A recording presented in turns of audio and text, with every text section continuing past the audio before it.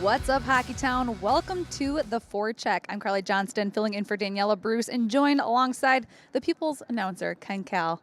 Ken, it's a beautiful day because it's the last day of 2021. It's been a rough go, but we've made it, and we're here for some holiday fun at Little Caesars Arena. Absolutely, Carly, and it's been almost 13 days since I think the Red Wings beat the New Jersey Devils, and it's just so nice to be here with you, and this is always one of my favorite days on the schedule, New Year's Eve. Yeah, this game is always fun alongside the Thanksgiving Eve, Yes. I guess you could say, game. But tonight we're welcoming in the Washington Capitals tonight. Puck drop is at 7:30 p.m. We have a lot to talk about here in this matchup between the Caps and the Red Wings. But Ken Cal sent me a fun little note about New Year's Eve, the tradition that the Red Wings have here. They have a pretty good record on New Year's Eve. Yeah, they really do, as we see it on the graphic right now. 14, 3, 3, and 2, and people are saying, what's that 2 there for? And that's because there were ties back then, and then that was switched over. But 4-1-1 in their last 6 New Year's Eve games, and their last time they played on New Year's Eve was in 2019. They shut out the San Jose Sharks by a 2-0 score. But over the years, this is like the Thanksgiving game for the Lions. It's been a terrific night to end the season or the calendar year for the Detroit Red Wings and their fans. It's always a festive occasion. People usually dress up for this game, and usually the Red Wings deliver a victory on New Year's Eve. Absolutely, and it's crazy to think that we had a full season last season in the 1 year, and now we're almost halfway through another season. But we unfortunately didn't get that New Year's Eve tradition game last year, so we're just gonna have to double up on the fun tonight. Absolutely, and again, it's always fun for the fans here to come in and spend some time in downtown Detroit and look ahead to what's coming up in 2022. And here we are sitting on New Year's Eve, and the Red Wings occupy that final playoff spot, the wild card spot, in the standings. So that's good. I never expected that the Red Wings would be in the playoff spot this late in the season. Hopefully the good luck will continue in 2022 and the Red Wings can hopefully make the playoffs. Absolutely. A lot to be grateful for, especially looking at the injury report. It's been a rough go for the Red Wings the past couple weeks. We had 12 players and coaches that have been cleared from the COVID protocol this week, with just Nick Leddy left on that list. And of course, the 3 players that still remain on the IR, Jacob Vrana, Troy Stetcher, and Mitchell Stevens. But it's crazy to think that COVID really plagued this team. But we were lucky enough to have that little bit of a pause where players didn't miss many games. And Lucas Raymond, one of those players that was on that list, missed no games. So that's an exciting thing for Red Wings fans. Yeah, actually a blessing in disguise. I know Red Wing fans wanted to see the Red Wings play, but they had 9 players out due to injuries in the COVID protocol. So maybe this is a blessing in disguise for Detroit. They have a healthy team for the most part going into this game against a very solid Washington Capitals team. And it's good to have those guys back. It really is. Absolutely. And like you mentioned before, 13 days since the Red Wings have played in a game, which poses a challenge for these players to fit a full 60 minutes of hockey without getting fatigued. But the Washington Capitals did play on Wednesday night and picked up a win against the Predators 5-3. Coach Blashill spoke at morning skate today and spoke a little bit about those challenges and how Washington Capitals may have the upper hand, but that shouldn't shut down the Detroit Red Wings team. You know, I think there's an advantage to Washington in the sense that they have played a game. Certainly, they've been able to knock some of the rust off compared to us. I would also say that they had no issue starting on time against Nash. I mean, they were really, really good right off the bat in that game. Obviously, second period was a little bit different, but it's up to us to decide if we're how much of an issue that is. We've had a good amount of practice here now. We've had a good amount of skates. We skated this morning. We should be able to hit the ground running. Now, sometimes I think the way the game goes can skew people's view of whether you started on time or not. I think in the last time we played Washington, we got down 2-0. But as I rewatched the game again, it was what my initial thought was. We came out in the first 2-3 shifts. We're actually really good. And then they scored, and they scored again, and the momentum went their way, and it kind of sucks your energy out. And people could question, did you start on time? Well, we started on time. The game went the wrong way, So we'll see tonight.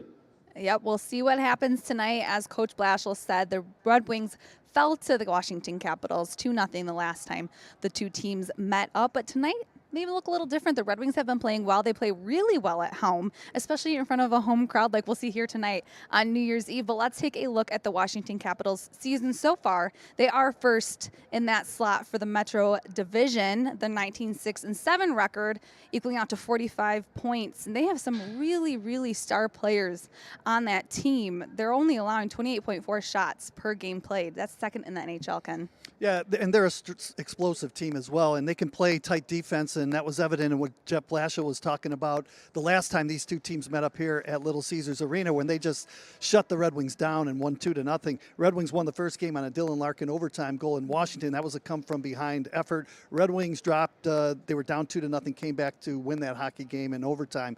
But this is a very strong team. There's a reason why they're in the top of their division, and that's because they have outstanding talent up front. Guys like Kuznetsov, Wilson, Ovechkin on that top line. Back on the blue line, Carlson and Dmitry Orlov, who's going to play in his 600th National Hockey League game tonight. So they're very talented. Samsonov's been great in goal for the Washington Capitals.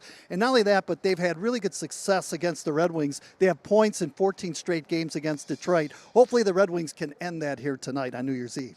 Well, absolutely. And one thing that the Red Wings may be able to capitalize on is a shorthanded goal. The Washington Capitals have not been good on the power play so far this season, something that they usually they're pretty good at. But with the Washington Capitals power play, 0 for 14 in the last 3 games, and 1 for 25. That's only 4% in December, and they're ranked at 30th in the NHL, which obviously we know last season was a condensed season, but they did much better last season. Isn't it strange, Carly, that when you look at the Washington Capitals, you think of Alexander Ovechkin, and he's got the most career power play goals out of any player in the National Hockey League ever, and yet he's the best player 5-on-5 in the National Hockey League. He has 31 points in 5-on-5 situations, so he's plus 19 on the season. And when you think about the power play, you always think of Alex Ovechkin in that left faceoff circle, ready to fire the shot behind the goaltender. But somehow they're struggling. Hopefully they can continue to struggle here tonight against the Red Wing team that's going to try and shut them down. Right, and as you mentioned, the powerhouse of Alex Ovechkin. Let's take a look at his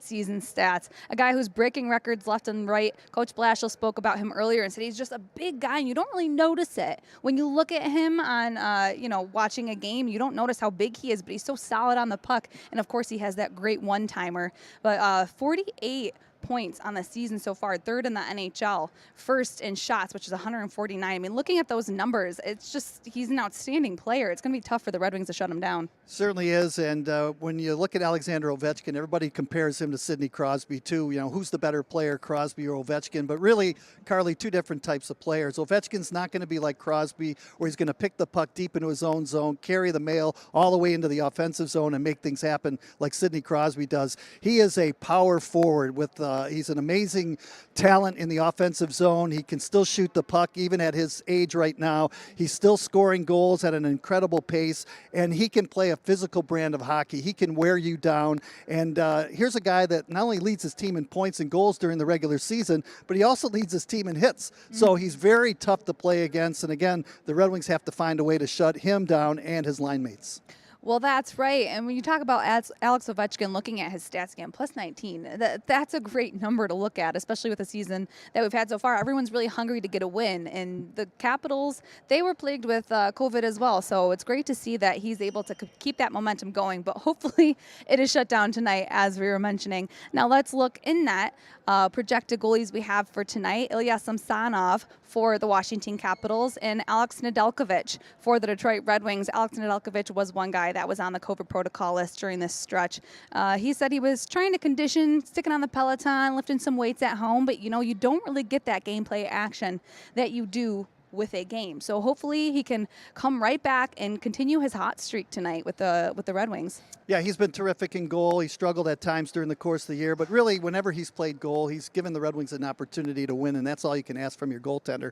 I thought Thomas Greiss was terrific in the last game against the New Jersey Devils, and if Greiss goes today, we see Greiss. If Nedeljkovic goes, which we think he's going to play, he's been solid all year. And Samsonov, 2-2 on the season for the Washington Capitals. He's been steady as they come. And again, the Capitals are a very good road team. They've got 9 wins away from their home arena, so it'll be a tough battle. We mentioned the success of the Red Wings, 4-1-1 in their last 6 games played here on New Year's Eve, but it'll be a tough battle against the Washington Capitals here. But again, if the Red Wings can come out of the gate, score first, shut them down, it'll be a good game for Detroit. Another player who we're looking at, another goalie that the Red Wings have, Thomas Greiss. Great tandem that they have, so he has the opportunity to start as well tonight. So we'll see at warm-ups, I guess. It's really a toss-up. Do you play the hot hand or do you play someone who's not coming off of an illness? So it really is a toss-up for the Detroit Red Wings, but it could be Greiss starting in that tonight. Again, we'll see at warm-ups. Well, Carly, Jeff Blashill talks about it all the time. In order for the Red Wings to make the playoffs and have success, more than anything, you need solid goalkeeping from both Nedeljkovic and Thomas Greiss. So either goaltender, if they close out the 2021 part of their calendar, whoever plays here tonight, it'll be key that they play well and give the Red Wings a chance to win. That is right. And now let's look at the PointsBet money lines. Let's take a look at that. Washington Capitals plus 145 for the minus 1.5 spread. So, it really could be a toss-up. I mean, those numbers aren't that crazy of a difference here we have, Ken. No, not really at all. And again, the Red Wings, I think the key is how they're going to come out. Hopefully they don't come out stale because they haven't played in almost 2.5 weeks. But Washington, they already played that game, as you mentioned, against the Nashville Predators, beat them pretty soundly 5-3. And it'll be an interesting test for the Red Wings here tonight. That it will. And PointsBet is giving you the chance to bet risk-free this Sunday night. If your first bet loses, you will receive a free bet refund up to $20 in free bets. PointsBet has lines for all sports available on the app or pointsbet.com. Well, again, Ken, Cal, a fun game we're looking at here at Little Caesars Arena as the Red Wings welcome in the Washington Capitals. Puck drop is at 7:30 p.m. on this traditional New Year's Eve game. How excited are you? I'm excited and hope to pop the cork a little bit later on tonight and celebrate here along with the fans, because this is always a great game to be at. And for all the fans coming down to Little Caesars Arena, happy holidays, happy New Year to you, and hopefully the good play of the Red Wings will continue in 2022. That's right, and we were talking about the players not being able to play for the past 13 games, but Ken Cal has not been able to call a hockey game for the past 13 days. So Ken, again tonight on 97 Won the Ticket with Paul Woods, and on TV you can watch it on Bally Sports Detroit. So Ken, got to get a little before the game starts. Have some tea and honey. Ask my wife. I've been practicing in the shower, so she's wondering. She's in the kitchen going like, "Who's doing the play-by-play in the bathroom?" That's me, practicing, getting the rust off. I love it. Well, you guys make sure to tune in if you're not going to be down here at Little Caesars Arena for the fun tonight on New Year's Eve. If we don't see you, Happy New Year's Eve, Hockey Town, and let's go Red Wings.